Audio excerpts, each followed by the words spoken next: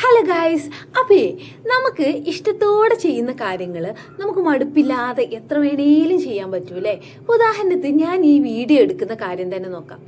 ഇന്നിപ്പോൾ ഏസുമോളും ഉണ്ട് ഷാസുമോനും ഉണ്ട്. അപ്പോൾ രണ്ട് പേരെ ശബ്ദവും അടിയും പിടിയും ഒക്കെ ആയിട്ട് എനിക്ക് വീട്ടിൻ്റെ ഉള്ളിൽ നിന്ന് വീഡിയോ എടുക്കാൻ പറ്റുന്നില്ല. അപ്പം ഞാനിത് ഈ പുറത്ത് വാൽക്കണി വന്നിട്ടാണ് വീഡിയോ എടുക്കുന്നത് കേട്ടോ.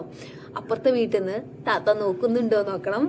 ചെറിയ ചമ്മലാണ് ഉള്ളത് പറയാലോ. ഇപ്പം ഇത് ഈ തറയിൽ ഇവിടെ ഇരുന്നിട്ടാണ് ഞാൻ നിങ്ങളായിട്ട് സംസാരിക്കുന്നത്. എന്തിനു വേണ്ടി? നിങ്ങൾക്ക് വീഡിയോ അയക്കാൻ വേണ്ടിയിട്ട് എന്നാണെങ്കിൽ അല്ല ഗൈസ്, എൻ്റെ സന്തോഷത്തിന് വേണ്ടി ഒരു 90% എൻ്റെ വീഡിയോസ് എൻ്റെ സന്തോഷത്തിന് വേണ്ടി എടുക്കുന്നതാണ് കേട്ടോ. എന്താ വെച്ചാൽ എനിക്കത് ഭയങ്കര ഇഷ്ടമാണ്. ഞാൻ വീഡിയോസ് എടുക്കുന്നതൊക്കെ എൻ്റെ ഒരു സന്തോഷത്തിന് വേണ്ടിയിട്ടാണ് കേട്ടോ. പലപ്പോഴും എനിക്കറിയാം എൻ്റെ വീഡിയോസ് ഒന്നും കൊള്ളത്തില്ല എന്ന്, പക്ഷേങ്കിലും അതെനിക്കൊരു സന്തോഷമാണ്.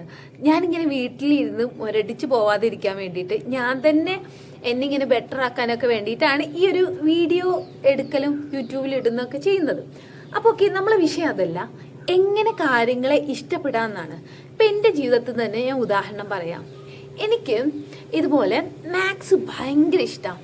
സത്യത്തിൽ എനിക്ക് മാത്സ് ഞാൻ പഠിച്ചിരുന്ന സമയത്ത് അത്രയും ഇഷ്ടപ്പെടാനുള്ള കാരണം മാത്സിന് എനിക്ക് ആദ്യമായിട്ട് കിട്ടിയ ടീച്ചേഴ്സും പിന്നീട് എന്ന ടീച്ചേഴ്സൊക്കെ അത്രയും നല്ല ടീച്ചേഴ്സായിരുന്നു.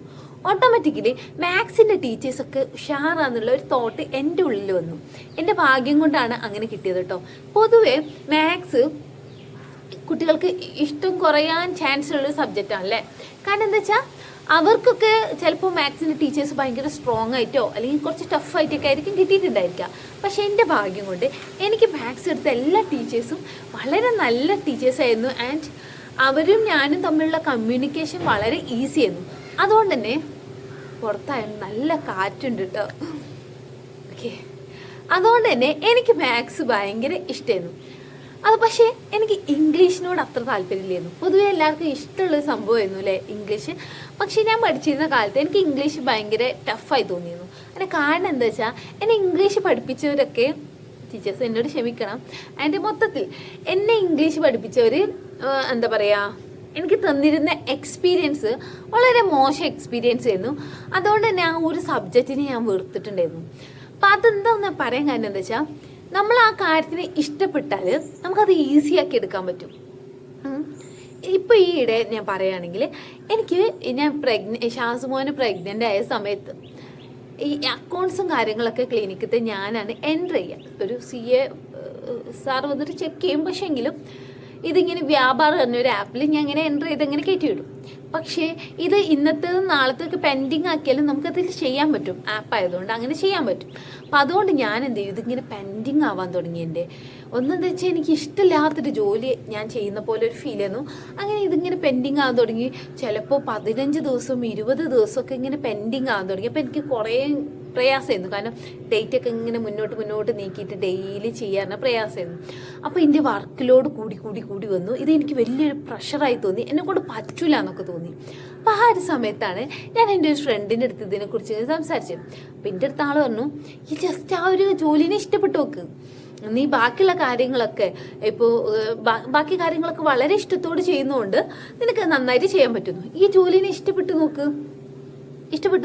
അപ്പോൾ ഇങ്ങനെ ഓട്ടോമാറ്റിക്കലി ശരിയാവും. അപ്പോൾ ഞാൻ ഇത് ഇങ്ങനെ ഇഷ്ടപ്പെടുക, ഇത്രയും എനിക്കെന്തോ അതിനങ്ങോട്ട് ഇഷ്ടപ്പെടാൻ പറ്റുന്നില്ല. പക്ഷേ എങ്കിലും ഞാനൊന്ന് ട്രൈ ചെയ്ത് നോക്കിയിട്ട് ഒന്ന് ഇഷ്ടപ്പെടാൻ വേണ്ടിയിട്ട്. കാരണം ഇത് കഴിഞ്ഞിട്ട് വേണം എനിക്ക് കംപ്ലീറ്റ് ആയി ഫ്രീ ആയിരിക്കാൻ എന്നൊക്കെ ഉള്ളതുകൊണ്ട് ഞാൻ അതിൻ്റെ ഓരോ കാര്യങ്ങൾ ഈസി വേകൾ ആ ആപ്പിൽ എങ്ങനെ ഈസി ആയിട്ട് കാര്യങ്ങൾ അപ്ലോഡ് ചെയ്യാന്നുള്ളതിനെ കുറിച്ചിട്ടൊക്കെ പഠിക്കാൻ തുടങ്ങി. അതിൻ്റെ അതിനെ കുറിച്ചിട്ട് ഇങ്ങനെ എന്താ പറയുക, എറേസ് ചെയ്യുന്നു, മിസ്റ്റേക്സ് വന്നാൽ എന്ത് ചെയ്യുക, അങ്ങനെ കാര്യങ്ങളൊക്കെ പഠിക്കാൻ തുടങ്ങി. ആൻഡ് സത്യം പറയാലോ ഗൈസ്, 1.5 ആഴ്ച കഴിഞ്ഞപ്പോൾ കറക്റ്റായിട്ട്, അതായത് ഈ 10-15 ദിവസത്തൊക്കെ പെൻഡിങ് ഉള്ളതൊക്കെ കംപ്ലീറ്റ് ചെയ്ത് ഇന്നലത്തെ വരെ അങ്ങനെ ഉണ്ടാവുമല്ലോ, അപ് ടു ഡേറ്റ് ആയിട്ട് ഞാൻ കാര്യങ്ങൾ ചെയ്യാൻ തുടങ്ങി. എനിക്കത് ഇഷ്ടത്തോടെ ചെയ്തപ്പോൾ അത് കുറച്ചുകൂടെ ഈസി ആവാൻ തുടങ്ങി. അതിനോട് എനിക്കൊരു ഇഷ്ടം തോന്നി. സത്യം പറഞ്ഞാൽ 15 ദിവസത്തതൊക്കെ 1-2 ദിവസം കൊണ്ട് ഞാൻ കംപ്ലീറ്റ് ചെയ്തു. വളരെ സിമ്പിളായിട്ട്, അതായത് ലാബത്തും ഫാർമസിത്തും ഒബ്സർവേഷനത്തും ഡോക്ടേഴ്സിനും കൊടുത്തും അങ്ങനെ ഒരുപാട് പാർട്ടീസിൻ്റെ കാര്യങ്ങളുണ്ടായിരിക്കും അല്ലേ. പക്ഷേ ഞാൻ വളരെ ഈസി ആയിട്ട് ഒറ്റ ദിവസം കൊണ്ട് 1-2 ദിവസത്തിനുള്ളിൽ അത് ചെയ്ത് തീർത്തത് എനിക്ക് അതിനോടുള്ളൊരു ഇഷ്ടം തോന്നിയത് കൊണ്ടാണ്. അപ്പം നമ്മൾ ഏതൊരു കാര്യം ചെയ്യുകയാണെങ്കിലും, ഇപ്പം നിങ്ങൾ ചെയ്യുന്ന ജോലി ഇപ്പോൾ നിങ്ങൾ ചെയ്തുകൊണ്ടിരിക്കുന്ന ജോലി ചിലപ്പോൾ നിങ്ങൾക്ക് ഭയങ്കര മടുപ്പായിട്ട് തോന്നുന്നുണ്ടായിരിക്കാം, അല്ലെങ്കിൽ നിങ്ങൾക്കൂടെ പറ്റൂല എന്ന് തോന്നുന്നുണ്ടായിരിക്കാം, അങ്ങനെയൊക്കെ തോന്നുന്നുണ്ടായിരിക്കും അല്ലേ. മാക്സിമം നിങ്ങൾ അതിനെ ഇഷ്ടപ്പെടാൻ തുടങ്ങുക. അതിന് പാഷനേറ്റ് ആയിട്ട് നിങ്ങൾക്ക് ചെയ്യാൻ പറ്റുന്ന എങ്ങനെയൊക്കെ നിങ്ങൾക്ക് അതിനെ സ്നേഹിക്കാൻ പറ്റുമോ അങ്ങനെയൊക്കെ നിങ്ങൾ സ്നേഹിച്ചു വെക്കാം. ഒരു നിലക്കും നിങ്ങൾക്ക് അത് അഡ്ജസ്റ്റ് ചെയ്യാൻ പറ്റൂലെങ്കിൽ, നിങ്ങളെ മനസ്സിൻ്റെ ഉള്ളിൽ വേറെ എന്തോ വലിയ ആഗ്രഹമൊക്കെ ആണെങ്കിൽ അപ്പം തന്നെ വിട്ടോളണം. ആ ആഗ്രഹത്തിന് വേണ്ടിയിട്ട് നിങ്ങൾക്ക് ഒരു സ്റ്റെപ്പ് വെക്കാൻ പറ്റുമെങ്കിൽ ആ ഒരു സ്റ്റെപ്പ് വെക്കുക. നോക്കാൻ എന്താ വെച്ചാൽ നമുക്ക് ആ ഒരു ഫസ്റ്റത്തെ ഡിസിഷൻ എടുക്കാൻ കുറേ സമയം എടുക്കൂലേ. ഇപ്പോൾ ചില വലിയ സെലിബ്രിറ്റികളെ ഇൻ്റർവ്യൂ ഒക്കെ നമ്മൾ കാണാറുണ്ടല്ലേ, ജോലിയൊക്കെ വിട്ടിട്ട് സിനിമയിലോട്ട് വന്ന്, അല്ലെങ്കിൽ ജോലിയൊക്കെ വിട്ടിട്ട് കോണ്ടന്റ് ക്രിയേഷനൊക്കെ വന്നു, അല്ലെങ്കിൽ വേറെ എന്തെങ്കിലും കാര്യം വിട്ടിട്ട് നല്ലൊരു വരുമാനമുള്ള സേഫായിട്ടുള്ള ഒരു ജോലി വിട്ടിട്ട് ബിസിനസ്സിലോട്ട് വന്ന്, ഇങ്ങനെ അവരുടെ അച്ചീവ്മെൻറ്റ്സിൻ്റെയൊക്കെ കഥകൾ നമ്മൾ കേൾക്കാറുണ്ട്. അപ്പം ഇങ്ങനെ കേൾക്കുമ്പോൾ നമുക്ക് അതിനുള്ള ധൈര്യം നമുക്കുണ്ടോ എന്നുള്ളത് നോക്കണം. അതായത് ഈ ജയിച്ചവരെ കഥകളെ നമ്മൾ കേൾക്കുന്നുള്ളൂ. തോറ്റവരെ കഥ എന്ന സംഭവം ഉണ്ടല്ലേ, തോറ്റവരെ കഥ പൊതുവെ ആരും പറയാറില്ല. പക്ഷേ തോറ്റവരെ കഥയിൽ നിന്ന് നമുക്ക് ഒരുപാട് പഠിക്കാനുണ്ട്.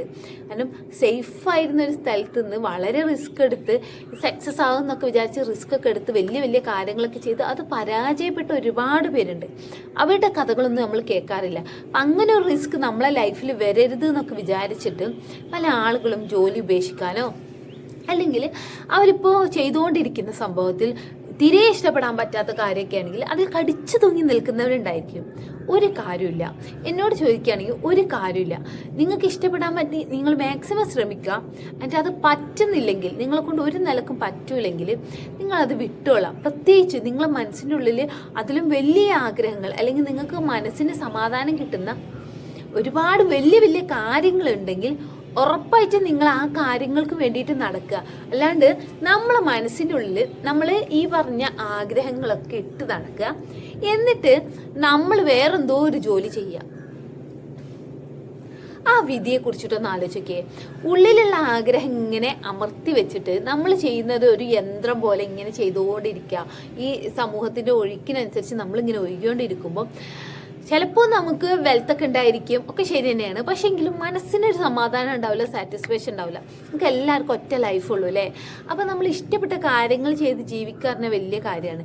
ചിലപ്പോൾ ഇഷ്ടപ്പെട്ട കാര്യങ്ങൾ ചെയ്യുമ്പോൾ നമുക്ക് മുന്നത്തെ അത്ര സാലറിയോ കാര്യങ്ങളോ ഒന്നും ഉണ്ടായിരിക്കില്ലായിരിക്കാം. പക്ഷേങ്കിലും നിങ്ങൾ ഇഷ്ടത്തോടല്ലേ ചെയ്യുന്നേ, ഒരു സാറ്റിസ്ഫാക്ഷൻ അല്ലേ, ഒരു സന്തോഷമല്ലേ. ജോലി ചെയ്യുമ്പോൾ സന്തോഷം കിട്ടുന്ന ഭയങ്കര കാര്യമാണ്.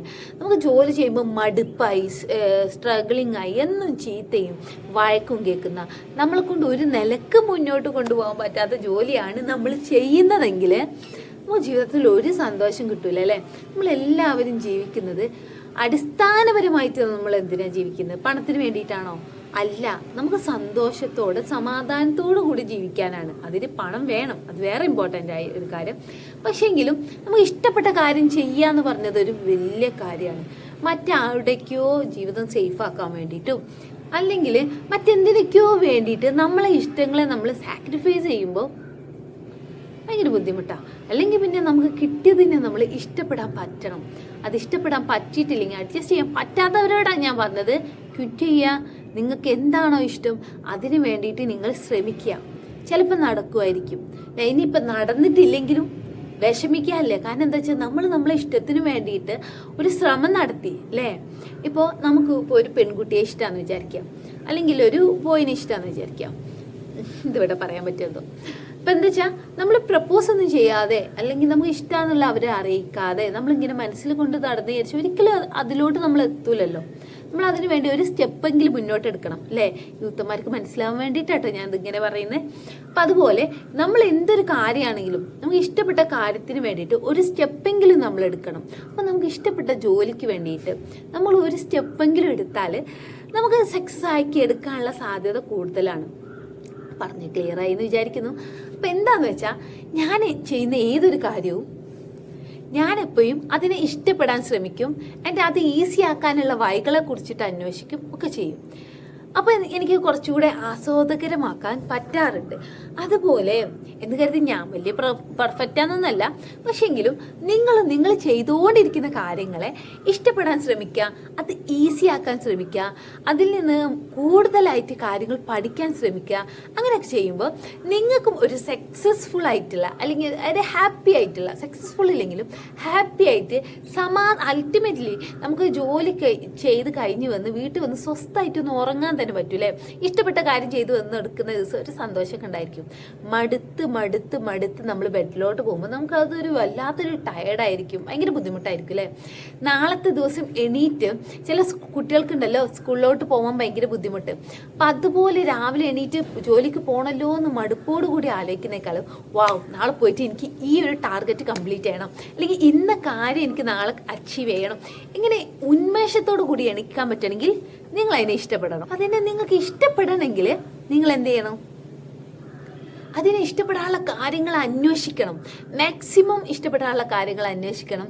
അതിനെക്കുറിച്ച് പഠിക്കണം. പഠിക്കുമ്പോഴൊക്കെ ഭയങ്കര ബുദ്ധിമുട്ടായിരിക്കും, പക്ഷെങ്കിലും പഠിക്കുമ്പോഴുള്ള ബുദ്ധിമുട്ടേ ഉള്ളൂ. അത് കഴിഞ്ഞ് നമ്മളത് നമുക്കിങ്ങനെ എന്താ പറയുക, ഗ്രഹിച്ചു കഴിഞ്ഞാൽ ഈസി ആയിരിക്കും, എല്ലാം ഈസി ആയിരിക്കും. അപ്പം ആ ഒരു സ്റ്റാർട്ടിങ് ട്രബിളേ ഉണ്ടായിരിക്കുള്ളൂ. പിന്നെ ഒക്കെ ഈസി ആക്കാൻ വേണ്ടിയിട്ട് ഒരു ചെറിയ എഫേർട്ട് അങ്ങ് എടുത്തു നോക്കൂ. എല്ലാവർക്കും ഹാപ്പി ആയിട്ട് നിങ്ങൾ ചെയ്യുന്ന ജോലി സന്തോഷത്തോടു കൂടി ചെയ്യാൻ പറ്റട്ടെ എന്ന് ആശംസിച്ചുകൊണ്ട് ഈ വീഡിയോ നിർത്തുന്നു. Thank you for watching this video. Please subscribe and support me.